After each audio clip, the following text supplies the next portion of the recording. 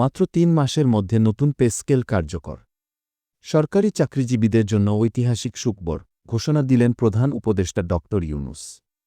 ভিডিওটি শুরু করার আগে বরাবরের মতো রিকোয়েস্ট, যে সকল সরকারি চাকরিজীবী ভিডিওটি দেখছেন দয়া করে ভিডিওতে লাইক ও চ্যানেলটি সাবস্ক্রাইব করে আপনার সহকর্মীর কাছে শেয়ার করে দিন। সরকারি চাকরিজীবীদের জন্য এক যুগান্তকারী ঘোষণা আসতে চলেছে। দীর্ঘ প্রতীক্ষার পর অবশেষে নতুন পে স্কেল বাস্তবায়নের সময়সীমা নির্ধারণ করল বর্তমান তত্ত্বাবধায়ক সরকার। জানা গেছে আগামী ৩ মাসের মধ্যেই এই নতুন পে স্কেল কার্যকর করা হবে। এই সিদ্ধান্ত বাস্তবায়নের কাজ শুরু হয়েছে চলতি জুলাই থেকেই। ২০২৫ সালে গঠিত নতুন পে কমিশন বর্তমানে দ্রুতগতিতে কাজ করছে। কমিশনটি গঠিত হয়েছে বর্তমান প্রধান উপদেষ্টা ড ইউনূসের নির্দেশনায়। তার নেতৃত্বে গঠিত এই স্বাধীন কমিশনের মূল লক্ষ্য হচ্ছে বেতন কাঠামোকে মূল্যস্ফীতির সঙ্গে সামঞ্জস্যপূর্ণ করা এবং সরকারি চাকরিজীবীদের অর্থনৈতিক সুরক্ষা নিশ্চিত করা। নতুন পে স্কেলে যেসব সুপারিশ রয়েছে, বেসিক বেতন কাঠামো সম্পূর্ণ নতুনভাবে সাজানো হবে। বর্তমানে কার্যকর থাকা বিশেষ ভাতাকে বৃদ্ধি করে মহার্ঘ ভাতায় রূপান্তরের চিন্তা রয়েছে। বাড়িভাড়া ভাতা বাড়ানোর প্রস্তাব দেওয়া হয়েছে। চিকিৎসা, যাতায়াত এবং উৎসব বোনাস দ্বিগুণ করা হতে পারে। বর্তমান গ্রেডিং সিস্টেম বদলে নতুন পদ ও বেতন স্তর তৈরি করা হবে। কাদের অগ্রাধিকার?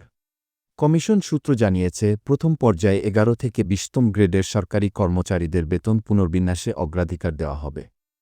কারণ এই স্তরের কর্মচারীরা দেশে মোট সরকারি কর্মচারীর প্রায় ৭৫% এবং তারা সবচেয়ে বেশি মূল্যস্ফীতির চাপে পড়ে আছেন। একজন সিনিয়র কমিশন সদস্যের মন্তব্য, আমরা কোনো রাজনৈতিক চাপ নয়, বরং কর্মচারীদের বাস্তব সমস্যার উপর ভিত্তি করেই সুপারিশ তৈরি করছি। সেপ্টেম্বরের মধ্যেই রিপোর্ট জমা দেওয়া হবে এবং অক্টোবরের মধ্যেই বাস্তবায়ন শুরুর প্রস্তুতি নেওয়া হয়েছে। কতজন উপকৃত হবেন? নতুন পে স্কেল কার্যকর হলে প্রায় ১৫ থেকে ১৮ লাখ সরকারি চাকরিজীবী সরাসরি উপকৃত হবেন। পেনশনভোগীদের ক্ষেত্রেও অতিরিক্ত হারে পুনর্নির্ধারিত পেনশন ও ভাতা প্রস্তাবিত হয়েছে। রাজনৈতিক প্রতিক্রিয়া। অন্যদিকে বিএনপি মহাসচিব মির্জা ফখরুল ইসলাম আলমগীর সম্প্রতি এক বক্তৃতায় এই পে কমিশনের নিরপেক্ষতা ও সময়সীমা নিয়ে প্রশ্ন তুলেছেন। তবে প্রশাসনের পক্ষ থেকে জানানো হয়েছে, এটি কোনো রাজনৈতিক সিদ্ধান্ত নয়, সম্পূর্ণ বাস্তবভিত্তিক ও জনগণের স্বার্থে নেওয়া পদক্ষেপ।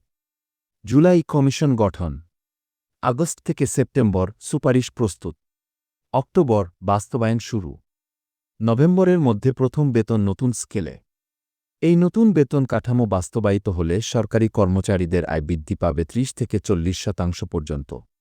এটি শুধু তাদের আর্থিক স্বস্তি দেবে না, বরং তাদের কাজের প্রতি উৎসাহ দ্বিগুণ করে তুলবে। আপনার মতামত জানাতে কমেন্টে লিখুন। আর এই ভিডিওটি যদি আপনাকে সাহায্য করে থাকে তাহলে অবশ্যই লাইক করুন, বন্ধুদের সঙ্গে শেয়ার করুন, আর চ্যানেলটি সাবস্ক্রাইব করতে ভুলবেন না।